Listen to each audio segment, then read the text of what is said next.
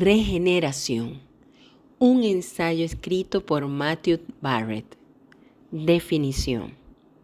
La regeneración es la obra soberana de Dios Espíritu Santo que concede vida espiritual a cada cristiano al resucitarlo de entre los muertos para que ahora, como una nueva creación, pueda arrepentirse y confiar en Cristo.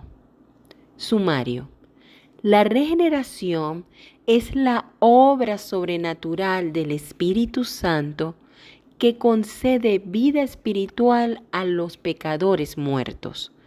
Esta no es una obra en la que el ser humano contribuya, sino que es una obra que le pertenece solo a Dios. Así, como un infante no recibe crédito por haber nacido, el ser humano no recibe gloria por ser regenerado por Dios. Debido a que el ser humano necesita de la gracia y poder de la resurrección, cualquier actividad voluntaria de su parte, incluyendo la fe misma, no puede ser la causa, sino el resultado del nuevo nacimiento.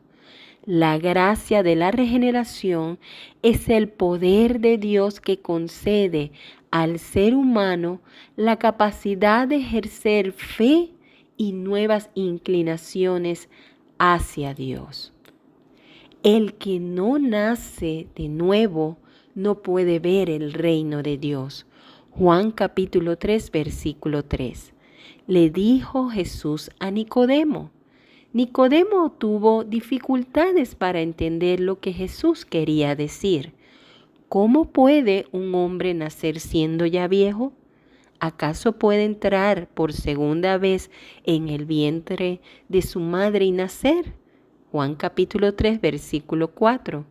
Nicodemo no se dio cuenta de que Jesús estaba usando una metáfora de la experiencia humana, el nacimiento, para describir una realidad espiritual. ¿Qué es la regeneración? Como explico en mi libro Salvación por Gracia, en inglés, la regeneración se refiere a la obra del Espíritu Santo que une al pecador elegido a Cristo, otorgando nueva vida a ese pecador muerto y depravado para que pueda levantarse de la muerte espiritual a la vida espiritual, al remover su corazón de piedra y darle uno de carne, de modo que es lavado, nacido de lo alto y ahora, como una nueva creación, capaz de arrepentirse y confiar en Cristo. También hay que añadir que la regeneración es un acto que solo Dios hace y por lo tanto es de naturaleza monergista, realizada por el acto soberano del Espíritu Santo al margen de la voluntad del hombre de creer y no condicionada a dicha voluntad. En resumen, la fe del hombre no causa la regeneración, sino que la regeneración causa la fe del hombre. Observe varios componentes de esta definición. Número 1. La regeneración es la obra soberana del Espíritu Santo. Jesús atribuye la regeneración al Espíritu de Dios cuando le dice a Nicodemo: el que no nace de agua y del Espíritu no puede entrar al reino de Dios. Juan capítulo 3, versículo 5.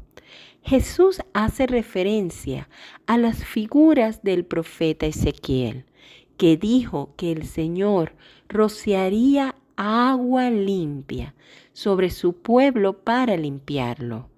Ezequiel capítulo 36, versículo 25. Y pondría su espíritu dentro de ellos. Ezequiel capítulo 36, versículo 27. Número 2. La regeneración no es obra del ser humano, sino de Dios. La figura del nacimiento transmite este punto. Al nacer, una nueva vida llega a este mundo, pero es tonto pensar que el bebé merece el crédito.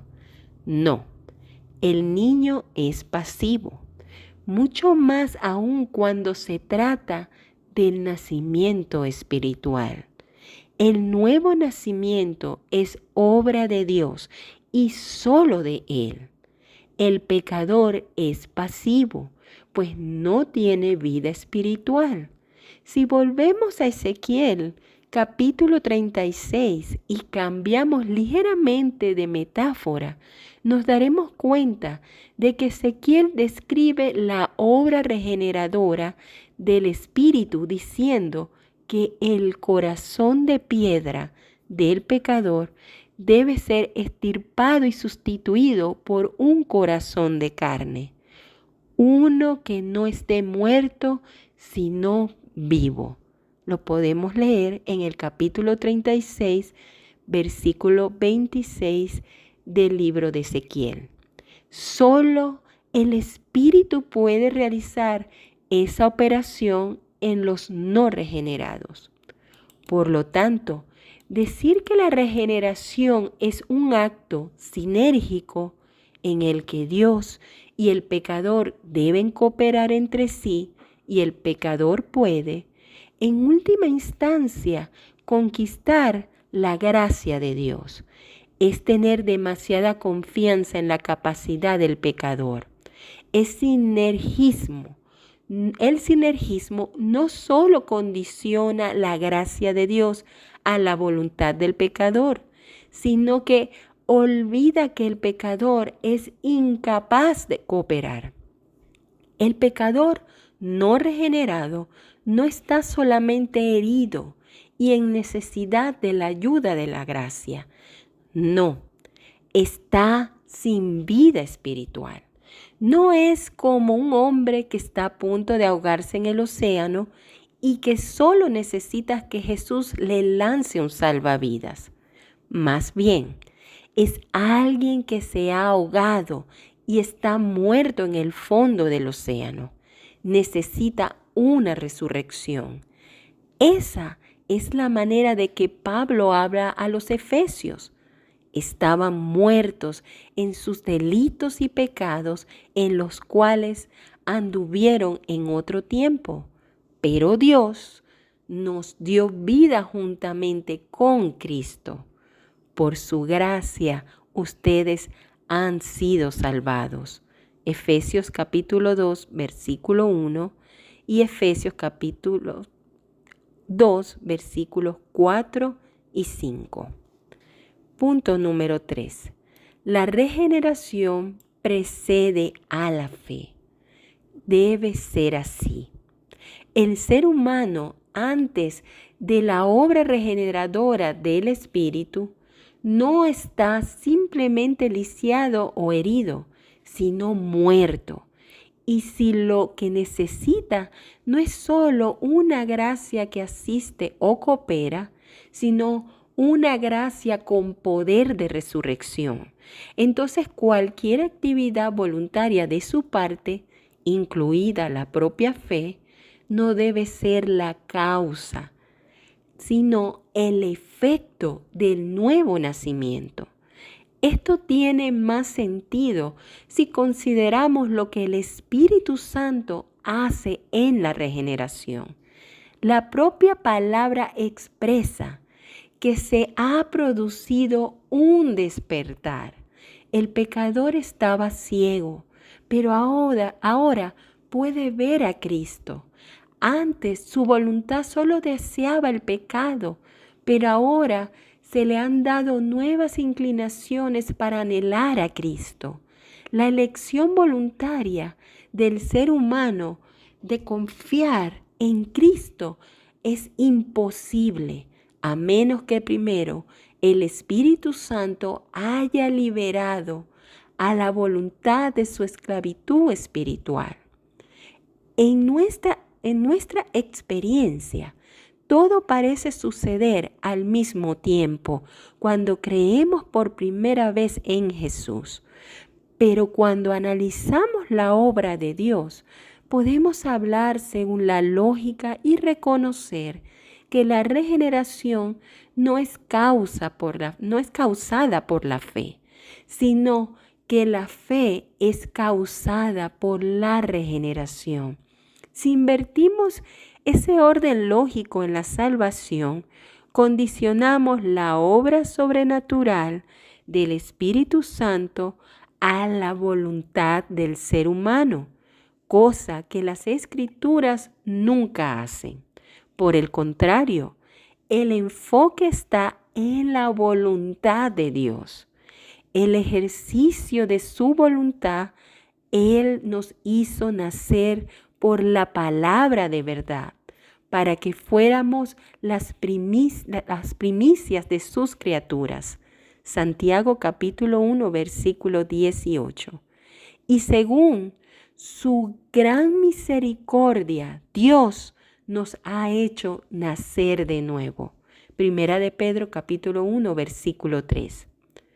Por consiguiente, Juan no dice que todo el que cree nacerá de Dios, sino que todo el que cree es nacido de Dios. Primera de Juan capítulo 5 versículo 1. Antes estábamos ciegos al resplandor del Evangelio, pero cuando Dios dijo, de las tinieblas resplandecerá la luz, de repente y de manera instantánea resplandeció en nuestros corazones para iluminación del conocimiento de la gloria de Dios en el rostro de Cristo. Segunda de Corintios capítulo 4, versículos del 3 al 6. Sí, el creyente elige a Cristo, pero solo porque el Espíritu Santo ha soplado vida nueva en sus pulmones muertos y ha hecho resplandecer una luz nueva para abrir sus ojos ciegos. Somos como Lidia en el libro de Hechos, pues ella no creyó en el Señor Jesús hasta que el Señor abrió su corazón, como lo dice en Hechos capítulo 16, versículo 14. Además, cuando hablamos de la fe, no podemos olvidar que es un don de Dios.